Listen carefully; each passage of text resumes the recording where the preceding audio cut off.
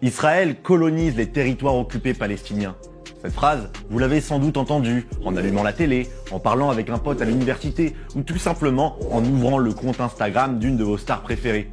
Depuis plusieurs années, ce discours qui fait d'Israël une force coloniale s'est répandu jusqu'à devenir la norme et même imprégner le vocabulaire diplomatique de la France. Si je pense ici à la poursuite des constructions dans les colonies, nous avons échangé sur ce point et j'ai rappelé quelle était la position française et ma position sur ce sujet. Alors, avant de savoir si oui ou non Israël colonise les territoires palestiniens, il faudrait déjà commencer par comprendre ce qu'on entend par colonisation. C'est quoi la colonisation? Eh bien, c'est assez simple. C'est l'occupation ou l'exploitation qu'un peuple fait d'une terre qui lui est étrangère. Par exemple, quand la France conquiert l'actuelle Algérie en 1830 et s'y installe durablement, la France colonise l'Algérie. Autre exemple, quand les Arabes envahissent l'Espagne au 8e siècle, le califat omeyyade colonise l'Espagne.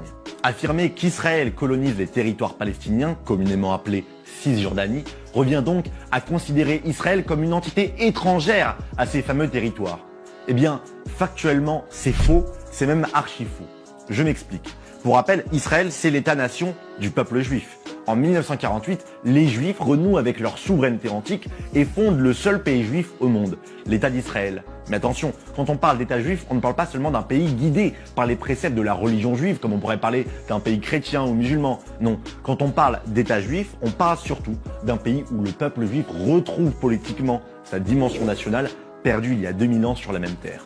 Donc dire qu'Israël colonise la Cisjordanie, c'est considérer les Juifs comme des étrangers en Cisjordanie.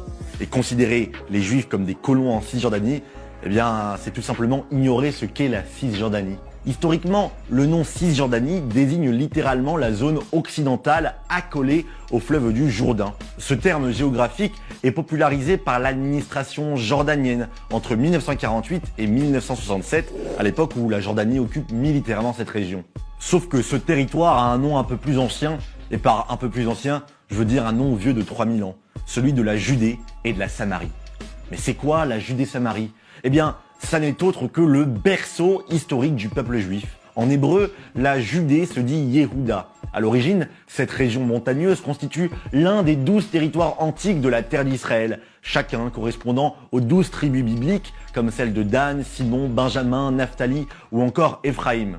Au fil du temps et des colonisations étrangères, la Judée désignera l'ensemble du territoire hébreu. Sous les Romains, la Judée deviendra Provincia Judea, version latine qui donnera en vieux français le terme juiu, qui lui-même formera le nom juif. Vous l'aurez compris, le nom des Juifs est avant tout un marqueur national, un indicateur de leurs origines ethno-géographiques, la Judée. En gros, dire qu'Israël colonise la Cisjordanie revient à dire que les Juifs colonisent la Judée. Et donc, que les Judéens colonisent la Judée. Vous voyez le problème? Par définition, un peuple ne peut pas coloniser sa propre terre. Le peuple juif ne peut pas voler une terre qui porte déjà son nom et dont il est issu ethniquement, politiquement, culturellement et religieusement. En Judée-Samarie, en Cisjordanie, les Juifs sont en fait des autochtones. Mais dans ce cas, qu'en est-il des Palestiniens? Et depuis quand parlons-nous de Palestine? Pour le savoir, il faut encore nous pencher sur l'histoire. Au IIe siècle de notre ère, après les avoir massacrés et déportés, les Romains portent un véritable coup de grâce aux Juifs en rayant littéralement leur nom de la carte. Pour bien enfoncer le couteau dans la plaie, l'empereur Hadrien décide cyniquement, en l'an 135, de remplacer le nom de Judée par celui des ennemis bibliques d'Israël, les Philistins. À l'époque, les Philistins ont déjà disparu, mais leur souvenir d'envahisseurs européens est encore vif dans la mémoire juive. La Judée devient donc Syria Palestina. Et quand les armées arabes, commandées par le général Khalid ibn al-Walid, découvriront et coloniseront Israël 5 siècles plus tard, dans le cadre du premier djihad, ils ne feront que reprendre le nom légué par les Romains, la Palestine. En réalité, contrairement à juif, le terme palestinien n'a historiquement jamais servi à désigner un peuple, une ethnie ou un groupe religieux, mais simplement à qualifier administrativement ceux qui ont résidé sur ce territoire rebaptisé par Rome. La preuve, c'est que dans les années 20 et 30, avant la création de l'État d'Israël, les Juifs de retour sur leur terre étaient eux-mêmes considérés par les Britanniques comme des Palestiniens. Prenez ce poster par exemple. Il est souvent utilisé par les campagnes anti-israéliennes pour attester de la pseudo-historicité d'une Palestine arabe. Sauf que manque de chance. Ce poster, c'est un poster sioniste, dessinés et promus par des associations juives de l'époque. Autre exemple, prenez cette équipe de foot palestinienne de 1939. Difficile pour la mannequin américaine Bella Hadid de ne pas la récupérer pour dénoncer le caractère pseudo-colonial du sionisme. Mais toujours pas de bol. À y voir de plus près, les écussons arborés par les joueurs sont en forme d'étoiles de David. Désolé Bella.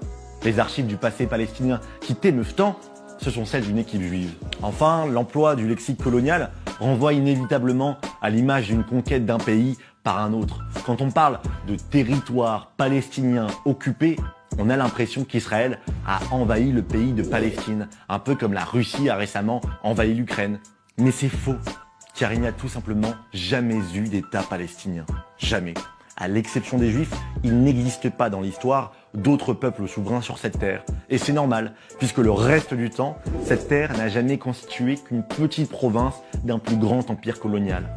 Entre 1948, la création d'État d'Israël, et 1967, la guerre des 6 jours, c'est la Jordanie qui occupe illégalement la Judée-Samarie, pas l'État palestinien, puisqu'il n'existe pas. Dans un conflit où les mots ont du poids, il est essentiel de comprendre leur sens et de bien savoir les utiliser.